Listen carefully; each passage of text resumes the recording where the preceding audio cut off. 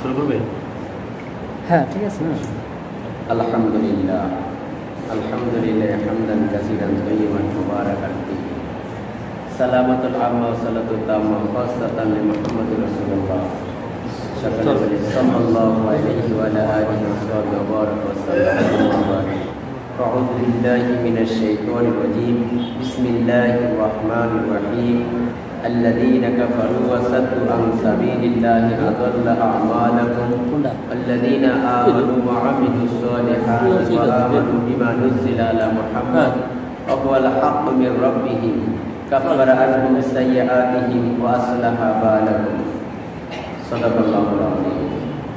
মহান রব্বুল আলামিনের শাহী দরবারে শুকরিয়া আদায় করি, যেই মহান আল্লাহ তাবারাকা ওয়া তাআলা আমাদেরকে আশরাফুল মাখলুকাত সৃষ্টির শ্রেষ্ঠ জীব হিসেবে আল্লাহর এই জমিনে পাঠিয়েছেন। সকলে শুকরিয়া আদায় করি আলহামদুলিল্লাহ। দুরূদ ও সালাম পাঠ করি সেই বিশ্ব মানবতার মুক্তির দূত, যিনি সাইয়্যিদুল মুরসালিন খাতামুন নবিয়্যিন আশরাফুল আম্বিয়া, মানব জাতির একমাত্রই মুক্তি ওসিলা জনাবে মুহাম্মদ রাসূলুল্লাহ সাল্লাল্লাহু আলাইহি ওয়াসাল্লাম। সম্মানিত ভাইরা, আজকে এই তাফসীরুল কোরআন মাহফিলে সম্মানিত পরিচালক ও আপনারা যারা শুনছেন, আসসালামু আলাইকুম। আমি সূরা মুহাম্মদ প্রথম দুটি আয়াত তেলাওয়াত করেছি। আল্লাহ তাবারাকা ওয়া তাআলা যদি আমাকে তৌফিক দেয়, এই সূরার উপর কিছু কথা পেশ করব ইনশাআল্লাহ। আল্লাহ রাব্বুল আলামিন আমাদের সকলকে, যারা আলোচনা করি এবং যারা শুনি, সকলকে যেন হেদায়েত নসিব করে। সকলে বলেন আমিন। আজকের যে মাস, আমরা জানি এটা কিসের মাস?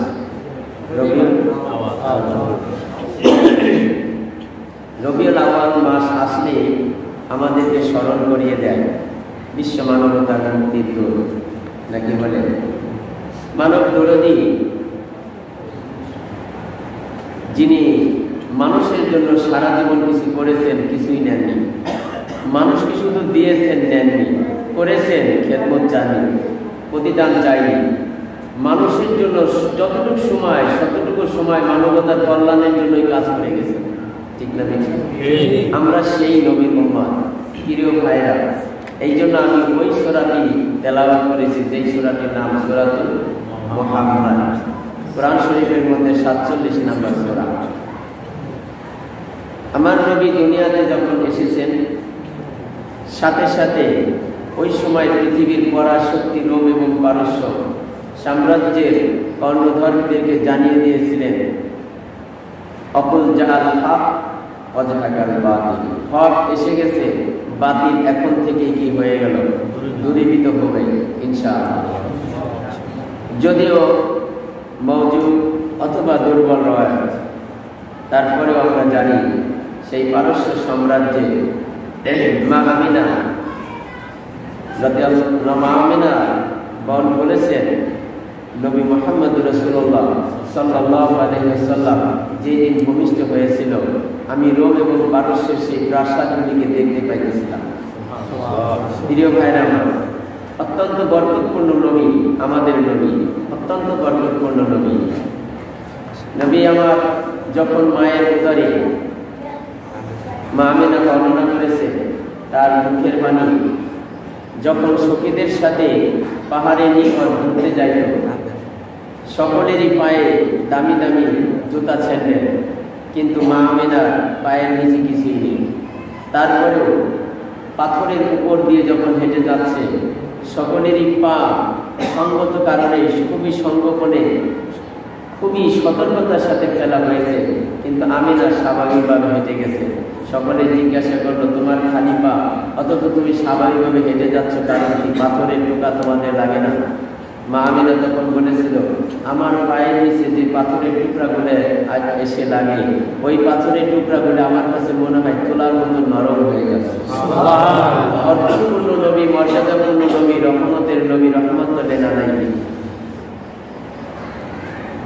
সখীরা বান্ধবীরা দেখলেন আমিনার পায়ের নিচে যে পাথরের টুকরাগুলো পড়েছে, সাথে সাথে উঠাই দেখে সত্যি সেই পাথরের টুকরাগুলো এখন পর্যন্ত নরম আছে।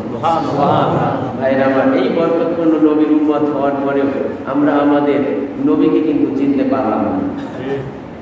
হালিমাতুস সাদিয়া রাদিয়াল্লাহু তাআলা বর্ণনা করেছেন, আমি যখন মক্কা থেকে এই শিশু মুহাম্মদকে কোলে তুলে নিয়ে আমি আমার বাড়ির দিকে ফিরে যাইতেছিলাম, কোনো শিশুই পাইনি। তারপরেও নিয়ে যাওয়ার সময় সাথে সাথে যখন বলে দিয়েছিলাম, দুর্ভিক্ষ প্রবণ এলাকা থাকার কারণে, খাদ্যশস্যের অভাব থাকার কারণে আমার বুকের দুধটা অনেক শুকিয়ে যাওয়ার মতন হয়েছিল, সন্তানেরা ভালো মতন খেতে পাইত না। আমি শিশু মোহাম্মদকে যখন কোলে নিয়েছি, সাথে সাথে আমার বুকের দুধ পরিপূর্ণ হয়ে গেছে।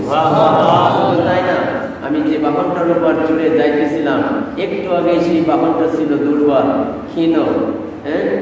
যখন আমি সেই বাহনের উপর উঠলাম, এইবার বাহনটা শক্তিশালী হয়ে গেল না, শুধু সমস্ত বাহনকে পিছিয়ে ফেলে সে দ্রুত আগাই যেতে লাগলো।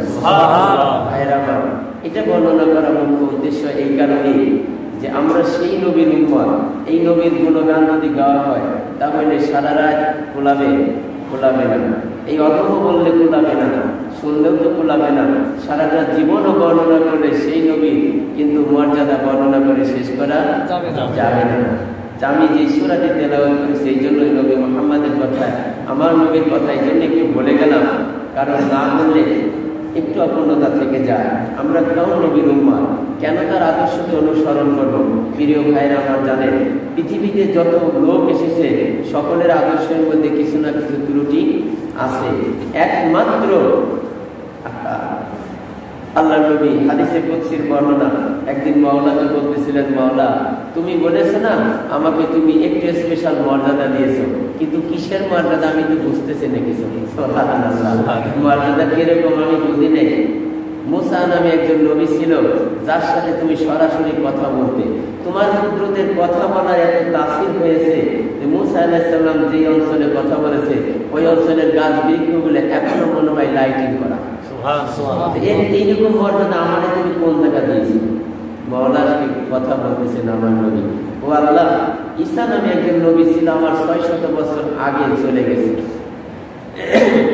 ঈসা আলাইহিস সালাম যদি কোনো কবরের নিকট দিয়ে হেঁটে যেত, 500 বছর পুরানের কবর যদি হতো, যদি তিনি বলতেন কুম বিইজনিল্লাহ, এই কথা বলতে দেরি আছে, কিন্তু ওই কবর থেকে ওই মুর্দা উঠে নবীকে সালাম দিতে দেরি নেই।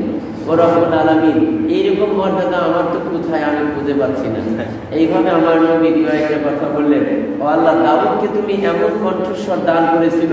দাউদ আলাইহিস সালাম কিতাবের মধ্যে আছে, হাদিসে কুদসির এই বর্ণনা, দাউদ নবী যদি কোনো পাহাড়ের নিকট কেউ তাওরাত কিতাব পাঠ করতো, তাহলে পাহাড়ের ভিতর থেকেও গুনগুন করে আওয়াজ আসতো, সমুদ্রের কণ্ঠে যে দাউদ নবী যে তাওরাত কিতাব পাঠ করতেছে, ওটাকে রিফ্রেশ করতেছে পাহাড়ের ভিতর থেকে। শুধু তাই না, ও আল্লাহ, দাউদ নবী যখন তোমার গুণ কীর্তন গাইতো, তখন আকাশে পাখিরা ঝাঁকে ঝাঁকে ডানা মিলে নবীর কথা শুনতো। শুধু তাই না, সাগরের মাছগুলো কিনারে চলে আসতো। এত মর্যাদা তুমি দিয়েছো, কিন্তু এদের পরে আমার মর্যাদা কি দিয়েছে? আল্লাহ রাব্বুল আলামিন নবীকে সান্ত্বনা দেওয়ার জন্য বলতেছেন, নবী, আমি তোমাকে কি মর্যাদা দিয়েছি তুমি বললা? আমি আল্লাহ রাব্বুল আলামিন বলছি, আমি কারো নামে কোরআনের মধ্যে কিতাবের মধ্যে কসম খাই নাই, কিন্তু তোমার জন্মস্থান, তোমার বয়স, তোমার মাতৃভূমি সম্পর্কে আমি আল্লাহ কসম খাইছি। সুবহানাল্লাহ। আমরুকা ইন্নাকুম লাফি সাকরাতিহিম ইয়ামাহুন, ও নবী, লা আমরাতুকা, আমি বলতেছি, আমি আপনার বয়সের, জীবনের কসম খেয়ে বলছি, আমি আপনার জীবনের কসম খেয়ে বলছি। শুধু তাই না, লা উকসিমু বিহাযাল বালাদ ওয়া আনতা হিল্লুম বিহাযাল বালাদ, ও নবী, আমি এই নগরীর কসম খাচ্ছি এই কারণে আপনি এই নগরীতে আসছেন। আমি আপনার কসম খাচ্ছি, আমি আর কারো কসম খাইনি। শুধু তাই না, আল্লাহ রাব্বুল ইজ্জত তার নবীকে জানিয়ে দিলেন, নবী, আরশ থেকে শুরু করে জমিন পর্যন্ত যেই জায়গা আমি আল্লাহ রাব্বুল ইজ্জতের নাম লেখা আছে, আমার নামের সাথে সাথে আপনার নামটাও লেখা আছে। সুবহানাল্লাহ। নবী, আমি কেমনে আপনাকে ভুলে গেলাম বলেন? আমি তো আপনার মর্যাদা এত বাড়িয়ে দিয়েছি, আমি আল্লাহ নিজে আপনার চরিত্রের সার্টিফাই করলাম। ইন্নাকা লাআলা খুলুকিন আযীম, হে নবী, আমি আল্লাহ ঘোষণা করছি, পৃথিবীর মানব মণ্ডলী যাই বলুক না কেন, আমি আল্লাহ নিজে বলতেছি আপনি উত্তম আদর্শের উপর আছেন। সুবহানাল্লাহ। আর কিছু দরকার? শুধু তাই না, ওয়ারাফা'না লাকা যিকরা, হে নবী আপনার এই নামকে আমি আল্লাহ রাব্বুল আলামিন সমুন্নত করে দিয়েছি, সবচেয়ে উঁচু আমি আল্লাহ রাব্বুল আলামিন করেছি। সুবহানাল্লাহ। ও নবী, তারপরেও আপনি বললেন আপনার মর্যাদা কতটুকু। শুনে রাখেন, আমি আল্লাহ রাব্বুল আলামিন হচ্ছি রব্বুল আলামিন, আলহামদুলিল্লাহি রাব্বিল আলামিন। আমি হচ্ছি রব্বুল আলামিন, আমি যেই জায়গা রব্বুল আলামিন, আর আপনার নামটা আমি এমন ভাবে সংযুক্ত করে দিয়েছি, ওমা আরসালনাকা ইল্লা রাহমাতাল লিল আলামিন। আমি হচ্ছি রব্বুল আলামিন, আপনি হলেন রাহমাতাল লিল আলামিন। আমার নবী খুশি হয়ে গেলেন। সুবহানাল্লাহ। প্রিয় ভাইরা আমার, আমরা সেই নবীর উম্মত কিনা? কি বলেন? আমরা সেই নবীর উম্মত হতে পেরে খুশি না বেজার? খুশি। সম্মানিত ভাইরা আমার, এখানে একটি কথা আছে, কান লাগাই কথাটা শুনবেন। আমার জ্ঞান অত্যন্ত ক্ষুদ্র থেকে ক্ষুদ্রতম জ্ঞান, কিন্তু আপনারা যদি আমার এই কথা বুঝতে পারেন, ইনশাআল্লাহ আমি চ্যালেঞ্জ করে বললাম এই কথায় আপনারা হেদায়েত লাভ করতে পারবেন ইনশাআল্লাহ। নবীকে ভালোবাসা, খুশি, আপনি আমি যে নবীর উম্মত, এই খুশিটা কিন্তু এইভাবে হবে যদি আপনি নবীর অনুসরণ করেন। আপনি যদি নবীর অনুসরণ করেন তাহলে বুঝতে হবে আপনি নবীর উম্মত হওয়া, এটা আপনি খুশি আছেন। আপনি যদি অনুসরণ না করেন তাহলে আপনি খুশি না, মুখের খুশি। কারণ আল্লাহ রাব্বুল আলামিন স্পষ্ট ঘোষণা করেছেন, ওয়া আরসালনা মির রাসূলিন ইল্লা লিইউতা বিইজনিল্লাহ। শুনে রাখো, আমি নবীকে কোনো কারণে পাঠাই নাই, শুধু পাঠাইছি আমার নবীকে তোমরা লিইউতা বিইজনিল্লাহ, আমার নির্দেশে নবীকে তোমরা অনুসরণ করবে, এই জন্য আমি পাঠাইছি। কি বলেন, ঠিক না বেঠিক? সম্মানিত ভাইরা, আমি আরেকটু কথা বলি, আমার তাফসীরের দিকে যাব। আমার নবী যখন দুনিয়াতে আসলেন, তার আগে আরবের লোকেরা আগে থেকেই অপেক্ষা করতেছিল নবী আসবে, তার উপর ঈমান আনবে। কি বলেন না? ওই সময় আরবের অবস্থা এমন ছিল, ঘরে ঘরে, জায়গায় বেজায়গায়, মোড়ে মোড়ে, রাস্তার পাশে, আশেপাশে, যেখানে সেখানে মূর্তি আর মূর্তি ছিল। ঠিক না বেঠিক? সমস্ত মানব মণ্ডলী মূর্তি পূজায় লিপ্ত ছিল। কিন্তু খেয়াল করবেন কথাটা, এই মূর্তি পূজার অবস্থায়ও কিন্তু কিছু সংখ্যক হানিফ সম্প্রদায় লোক ছিল, যারা ইব্রাহিমী ধর্মে বিশ্বাস করতেন, মূর্তির সামনে মাথা নত করা বিশ্বাস করতেন না, তারা এক আল্লাহর ওয়াহদানিয়তের উপর বিশ্বাস করতেন। প্রিয় ভাইরা আমার, আপনাদের খেদমতে আমি আরজ করতে চাই, আরব দেশে সর্বপ্রথম মূর্তির প্রচলন করে আমর ইবনে লুয়াই। কি বলেন? আমর ইবনে লুয়াই। সেই সময়ে ওরাকা ইবনে নাওফেল, জায়েদ ইবনে আমর, আর আব্দুল ইবনে জাহাজ, উসমান ইবনে ওয়াইস, এই যে চারজন ব্যক্তির নাম বললাম, এরা তৎকালীন সময়ে আরবের মধ্যে জ্ঞানী গুণী ছিল। ওরাকা ইবনে নাওফেল সম্পর্কে আপনারা জানেন, তিনি হচ্ছেন হযরত খাদিজা রাদিয়াল্লাহু তাআলা আনহার কিন্তু চাচাতো ভাই। আর জায়েদ ইবনে আমর, তিনি ছিলেন হযরত ওমর ফারুক রাদিয়াল্লাহু তাআলা আনহুর চাচা। বুঝতে পারছেন? চাচা। তারা মূর্তির দিকে তাকিয়ে হঠাৎ করে একদিন চিন্তা করলেন, না, যেই মূর্তিকে আমরা নিজে হাতে বানাই, সেই মূর্তির আমরা পূজা করব, এই মূর্তির সামনে নিজেদের এই মাথাকে নত করব, মূর্তি আমাদেরকে কিছুই দিতে পারবে না, আমাদেরকে দিতে পারেন তিনি, যিনি এই কাবার মালিক, আসমান এবং জমিন সৃষ্টি করেছেন। প্রিয় ভাইরা আমার, কথাটা এখানেই শেষ নয়। তারা অপেক্ষা করতেছিলেন, এবং এই যে জায়েদ ইবনে আমর, তার সম্পর্কে বলা হয়েছে কন্যা সন্তানকে সেই সময় আরবে জীবন্ত কথিত করা হতো। কি করা হতো? মাটির নিচে চাপা দেওয়া হতো। এই জায়েদ সর্বপ্রথম এর বিরোধী দল গঠন করেছিল। আজকে থেকে এই আরবের বুকে কোন কন্যা সন্তানকে জীবন্ত কথিত করা যাবে না। আমি বিরোধিতা করলাম, যদি তোমরা কেউ তোমার সন্তানকে বেশি হয়ে যায়, আমি জায়েদ আমার কাছে দিয়ে দাও, আমি তার লালন পালনের দায়িত্ব নিয়ে নিলাম। প্রিয় ভাইয়েরা আমার, তারা সিদ্ধান্ত নিল, হানিফ সম্প্রদায়, অর্থাৎ তারা চিন্তা করলো আমরা ইব্রাহিমী ধর্ম গ্রহণ করব। মহান কুদরতের কাছে সত্য ধর্ম গ্রহণ করার জন্য ব্রেনের মধ্যে, নিজের মস্তিষ্কের মধ্যে এই চিন্তা এনেছিল। মহান আল্লাহ রাব্বুল আলামিন নবী মুহাম্মদকে দুনিয়াতে পাঠিয়ে দিয়ে যখন ইসলামের দাওয়াত দেওয়া শুরু করলেন, আল্লাহর এই বান্দাগুলো কিন্তু নবীর উপর ঈমান এনেছিল। ছিল। ওরা হচ্ছে নওফল ঈমান আনতে পারে নাই, কারণ তিনি জীবিত ছিলেন না। যারা জীবিত ছিল, এই আব্দুল্লাহ ইবনে জাহাজ, এরা কিন্তু ঈমান আনছিলেন, ঈমান আনলেন। কারণ কি? তারা হানিফ সম্প্রদায়, একনিষ্ঠ সম্প্রদায়, ঈমান সম্প্রদায় হওয়ার কারণে আল্লাহ তাদের ভাইকে ঈমান লিখে দিলেন। কিন্তু ওই সময়ও প্রিয় ভাইরা আমার কথা এই জন্য আমি বলছি, ওই সময় কি কোরআন আসছিল? বলেন, আসে নাই। নবী আসছেন? আসে না। ঈসা আলাইহিস সালাম 600 বছর আগে চলে গেছে। কিন্তু এই মানুষগুলা ঈমানদার হওয়ার জন্য, এক আল্লাহর ওয়াহদানিয়তকে গ্রহণ করার জন্য নিজেদের মধ্যে যখন ফিকির করলো, চিন্তা করলো, কুদরত তাদেরকে ঈমানদার হিসেবে কবুল করলো। আজকের যুগের কোরআন আসছে, নবী এসেছে, আল্লাহকে বিশ্বাস করা হয়, উলামায়ে কেরাম আপনাকে আমাকে ইসলামের দিকে, কোরআনের দিকে আহ্বান করার পরেও আপনার আমার নসিবে ঈমান হয় না, একটা মাত্র কারণে, আমাদের মস্তিষ্কের মধ্যে ঈমান গ্রহণ করার মতন কোনো খেয়াল আসে না। আমার কথাটা বুঝতে পারছেন?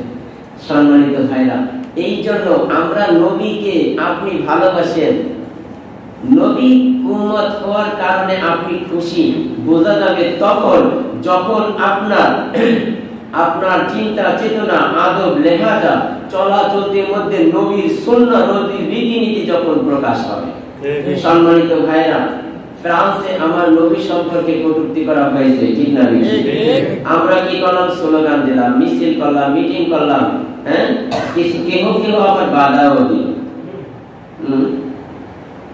আমার কাছে সবচেয়ে বড় প্রতিবাদ মনে হয় যেই দিন ভারতের রাজধানী দিল্লির সেই সুপ্রিম কোর্টে কোরআনকে বাজেয়াপ্ত করার জন্য ঘোষণা দিয়েছিল, সেই দিন আল্লাহর একজন বান্দি মহিলা দিল্লির রাজপথে প্রকাশ্যে বসে আল্লাহর এই কোরআনকে জোরে জোরে তেলাওয়াত করেছিল।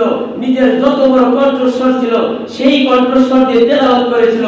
মহিলা প্রতিবাদ করেছিল, এই কোরআনকে বন্ধ করবে, আমি আমার জীবনের সমস্ত শক্তি দ্বারা এই কোরআনকে উচ্চারণ করলাম মানব মণ্ডলী তোমাদের সামনে।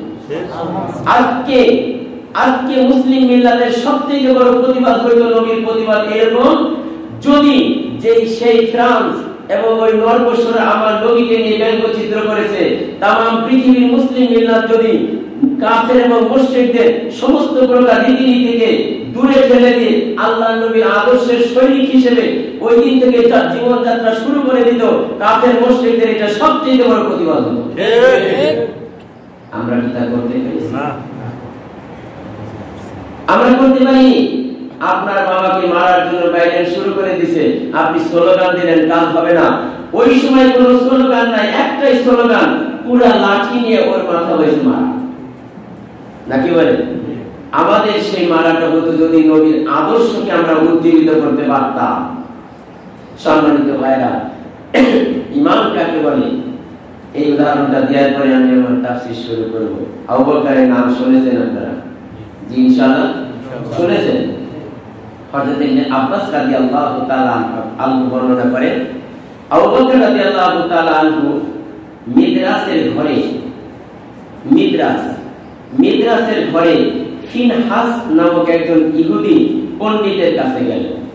মনে রাখবেন, মিদ্রাসের ঘরে ফিনহাসের ঘরে তিনি মিদ্রাসের ঘরে ফিনহাস নামক যে পণ্ডিত, ওই পণ্ডিতের কাছে তিনি গেলেন।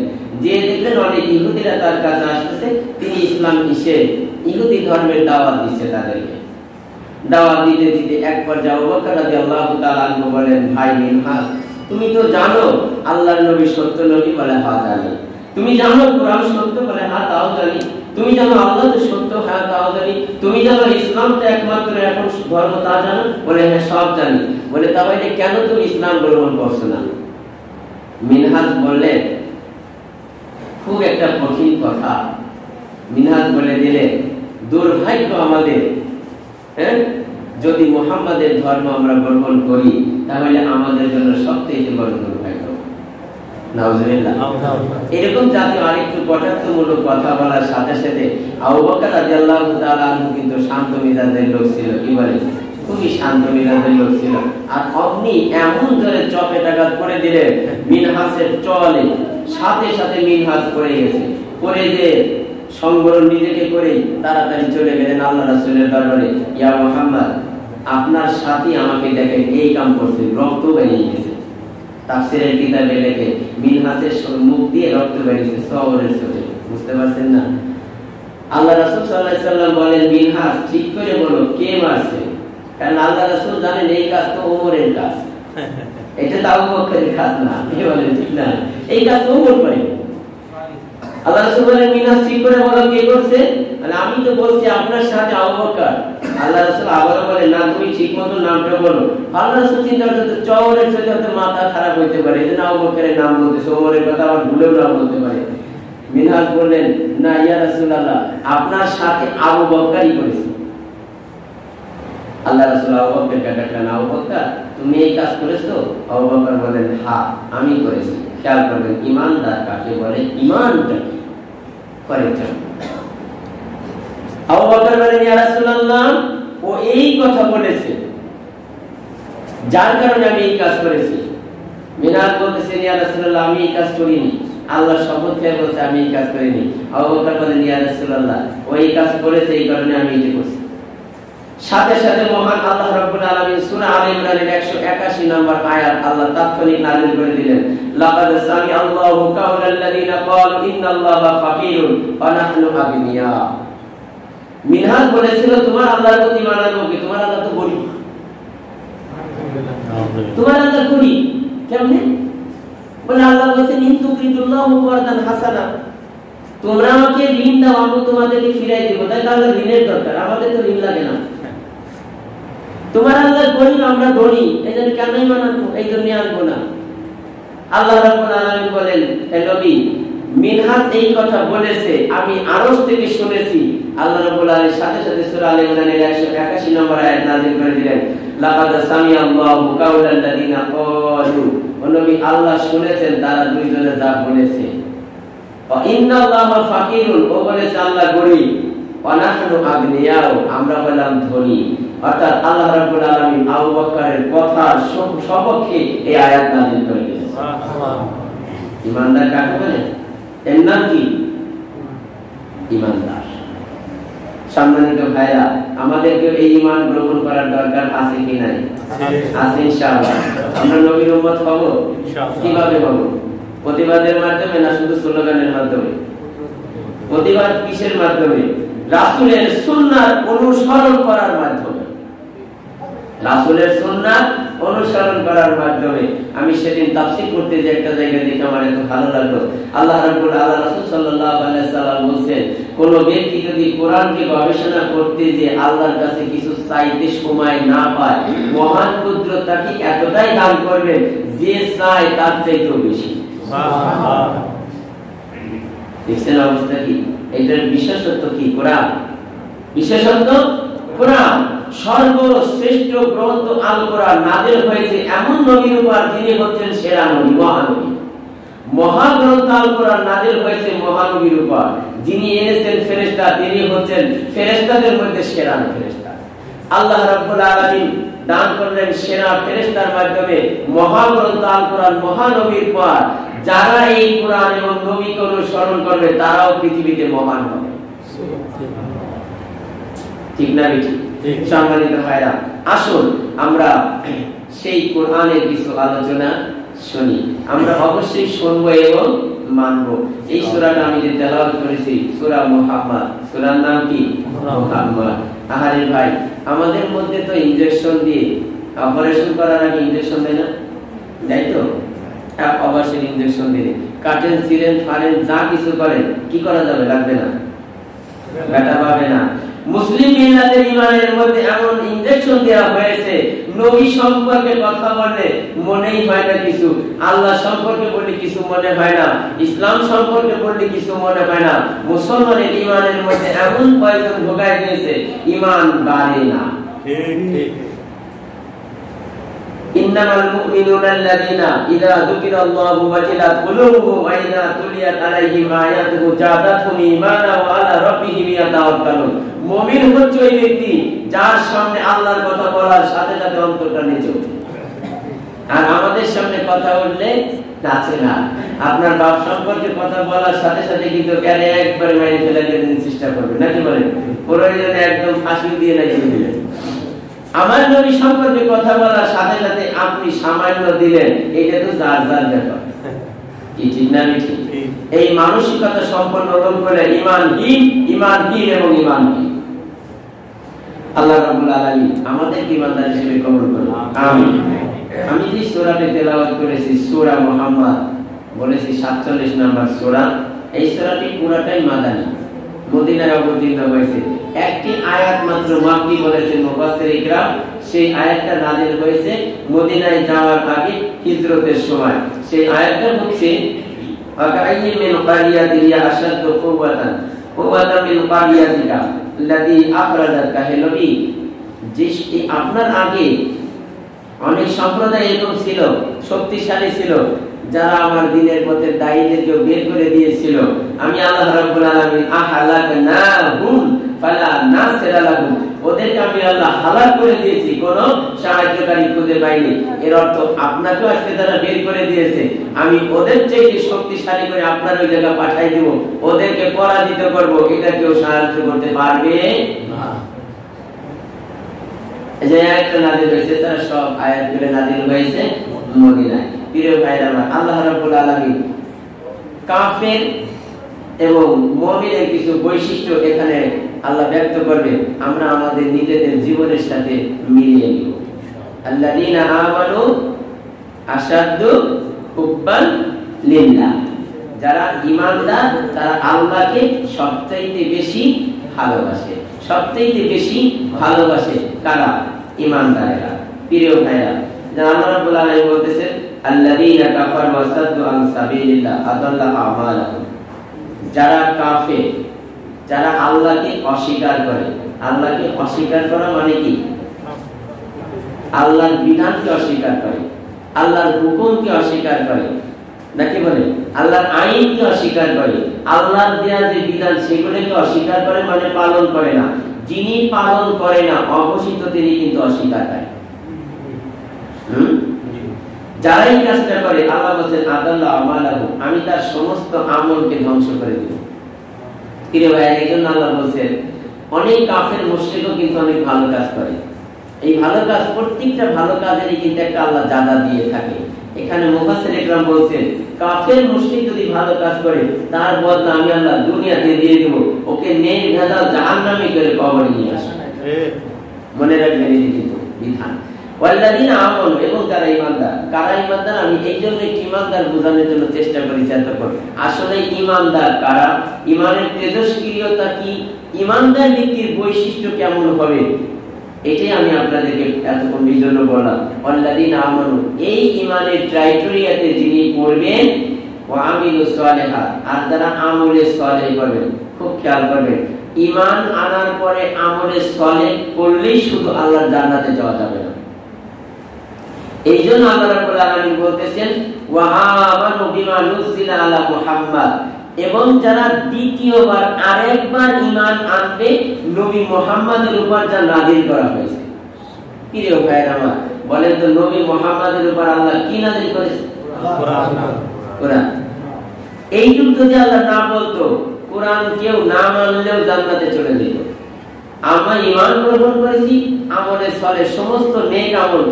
নেক আমলটা হচ্ছে আল্লাহ যেটা করতে বলেছেন সমস্ত কাজগুলোই নেক আমল, যেটা নিষেধ করেছেন সেটা থেকে বিরত থাকাটাও নেক আমল, আমলে সালেহ। এইটা করলে আপনি আমি জান্নাতে চলে যেতাম। কিন্তু আল্লাহ আবার বলেছেন ওয়া আমানু বিমা নুজিলা আলা মুহাম্মদ, আমি নবী মুহাম্মাদের উপর যা নাযিল করেছি তার উপর স্পেশাল যারা ঈমান আনবে, ওয়া হাক্কুন মির রাব্বিহিম, এটা আমি আল্লাহ রাব্বুল আলামিনের পক্ষ থেকে একটা হক মানে কি সত্য পাঠিয়ে দিয়েছি। এই কাজটা যারা করবে কাফারা আনহুম সাইয়্যাতিহিম ওয়া আসলাহা বালাহুম, আমি আল্লাহ তাদের জীবনের সব ত্রুটি বিচ্যুতিগুলো ক্ষমা করে দিব, এবং আসলাহা বালাহুম, আমি তাদের অবস্থাকে আরো সুন্দর করে দেব। সুবহানাল্লাহ। সুন্দর মানে সাহাবায়ে ইজমাইন আরব মরুভূমির একজন রাখাল, ইসলাম গ্রহণ করার কারণে, আল্লাহর নবীর সুহবত গ্রহণ করার কারণে, কোরআনী হুকুমতকে মানার কারণে সোনার মানুষই মানায় আল্লাহ রাব্বুল আলামিন মহা ইজ্জত তাদেরকে দান করেছে। সুবহানাল্লাহ। কাউকে ইয়ামেন, কাউকে সিরিয়া, বিভিন্ন জায়গার গভর্নর করে আল্লাহর নবী পাঠাইছেন, অথচ একটু আগে তিনি ছিলেন কি একজন রাখাল। সুবহানাল্লাহ। এইজন্য আল্লাহ বলেন যারা ঈমানদার, কোরআনের উপর যারা ঈমান গ্রহণ করবে, আমি আল্লাহ রাব্বুল আলামিন তাদের ত্রুটি বিচ্যুতি গুলো সব ক্ষমা করে দেব। সুবহানাল্লাহ। হাতিব ইবনে বালতা মক্কা অভিযান করবে, মুসলিম মিল্লাত সমস্ত প্রকার সিদ্ধান্ত নিয়ে নিয়েছেন, প্রস্তুতি নিয়েছেন। হাতিব ইবনে বালতা গোপনে একটা চিঠি লিখে দিলেন, এক মহিলার কাছে, অনেক বড় লম্বা ঘটনা।